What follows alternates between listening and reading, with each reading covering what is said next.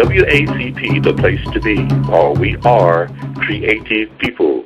And some place to be on a telephone call on a Sunday afternoon in Atlanta and also sunny Florida, where our next guest is residing. We're going to be coming momentarily and bringing him up. Right now, you know, you're supposed to put on makeup and all that to get the person ready and all that. So, but he refused it. He said, I don't need no makeup. I am the makeup. So, you know, he's on his way.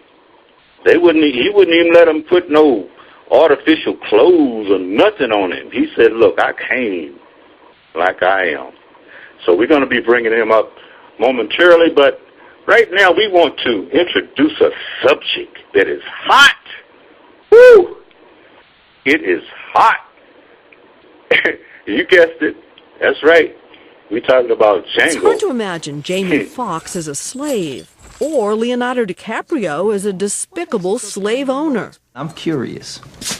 I'm curious what makes you so curious.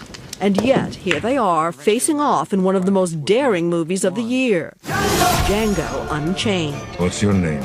Django. The D is silent. The latest from the provocative writer-director Quentin Tarantino. The new film defies classification, a revenge fantasy. I like the way you die, boy. A romance, a western, and it has everyone talking. One critic said recently, there is something for everyone to hate in this film. There's something to make everybody mad. Mm-hmm. I don't think that you do a film like this with Quentin Tarantino and not expect that. I think that's what you sign up for. Fox plays a freed slave who goes on a blood-soaked mission to rescue his wife, played by Kerry Washington. You scared me. Fox says he quickly discovered he'd have to park all his success at the door. Quentin, he looked at me and he says, you gotta be a slave. And I went, what is that about? And as I looked at my Louis bag and I looked at my Range Rover key, and he says, if you don't leave that outside, we're never going to be able to tell a story. Which was tough for me because I worked all my life to get to where I am as Jamie Foxx, and now he says, you're not there. If you do it the right way, it'll be an iconic film. It certainly is a controversial one. Among the film's many provocations, What's your name, boy? its liberal, some might say promiscuous use of the N-word. I don't think anybody is actually going out there saying that we use the word more excessively than it was used in 1858 in Mississippi. And if that's not the case, then they can shut up. It's my job to tell the truth. And I kill all the white people in the movie. How great is that? But slavery, and the man that we're going to bring up right now is going to help us to open up our mind's eye, our third eye, and relook at this movie that everybody got something to say about. You know, even people that ain't watched it. Okay, so right now on the phone, live and direct, let's bring him out, Chief Elder Osirus. Greetings, how are you? Go tell my brother, it's very nice to be with you today. Oh, wow. It's so nice to be with you again. It's like it's been a while. I know you have taught us well to look behind the curtains and to look in places where is least expected to find out what you need to know, and you've kept us and guided us, you know, on the course of finding out who we are and what we need to be doing about right now. So as we watch this movie, Chief Osirus, we just want to get an introduction from you as to the conversation that we're going to be having on this coming Tuesday night. So can you enlighten us a little bit? I know you watched the movie. Can you give us a little bit something so that we can move forward to this discussion on Tuesday? Well, you know, first thing we have to keep in mind, we're talking about a movie. And most times, movies are intended to be entertained. Mm-hmm. But sometimes you run across a script that is projected in the form of a movie that has the tendency to arouse a deeper thought than you ordinarily would have pertaining to just the movie. And this particular movie, Django, if you are any kind of a thinker who is capable of using the third eye, you would be able to see the cause and the effect that the institution of child slavery has imprinted upon our lives as black people. And granted now, many of us who went to see this movie went for the mere purpose of to be entertained. And with a mind that has been conditioned to react to certain things in the way that you've been conditioned to act towards them once they come up, such as a word that comes up in the movie. Did you say the N-word?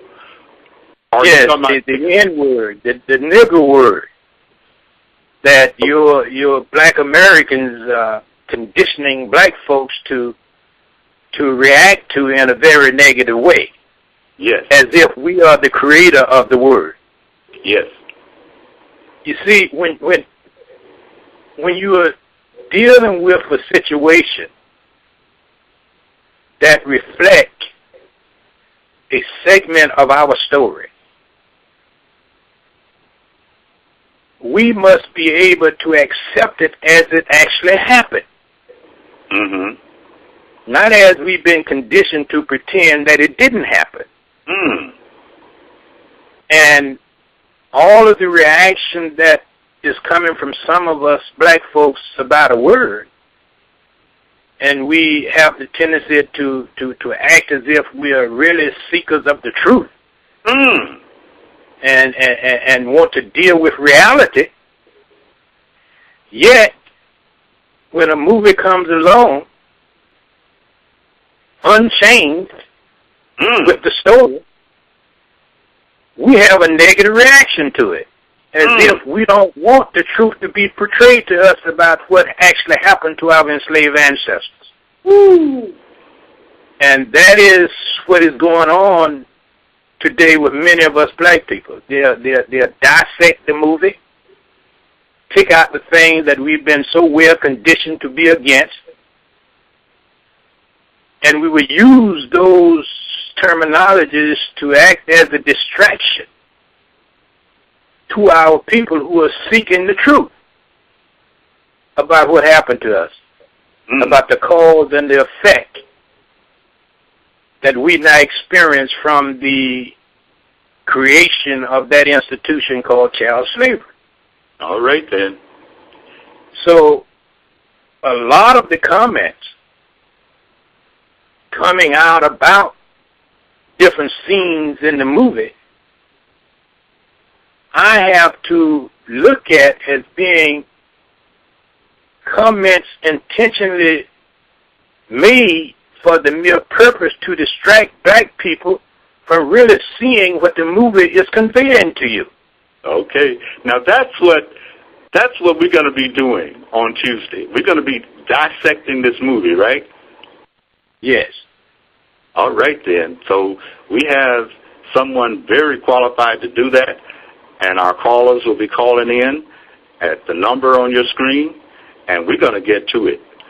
Is there anything in closing that you would like to say for people to expect on Tuesday night?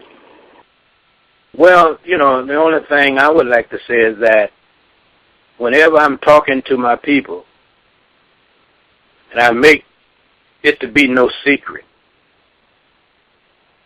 I develop a tone view, meaning that I see things from entirely a black perspective.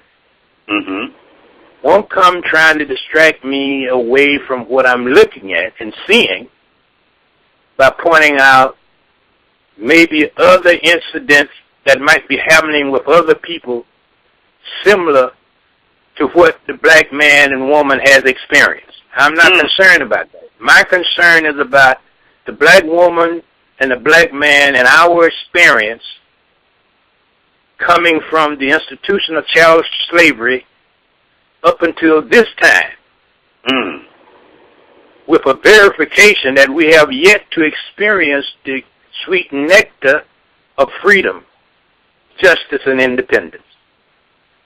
All right, then. And this movie reminds us of that fact, that we have yet to be free, we have yet to embrace justice, and we have yet to form a relationship with independence. So, if you do not see that in the movie, that means you're only looking for what you want to look at and preventing yourself from seeing what you need to actually see. Okay. So that is the way that I will be, that is the perspective that I will be coming from in regards to the movie Django. And as Jamie Foxx said, the D Asylum. Yes. Well, tune in on the number on your screen right now, and you can be able to dialogue and actually ask questions or make comments and be a part of a movie being made in itself, because even this call will be made into a video and put up on YouTube and spread all over the place. So if you want to be a part of it, there's a number right here on the screen. Call in with your opinion. We're not telling you what to think or how to think. We just want to know, what do you think?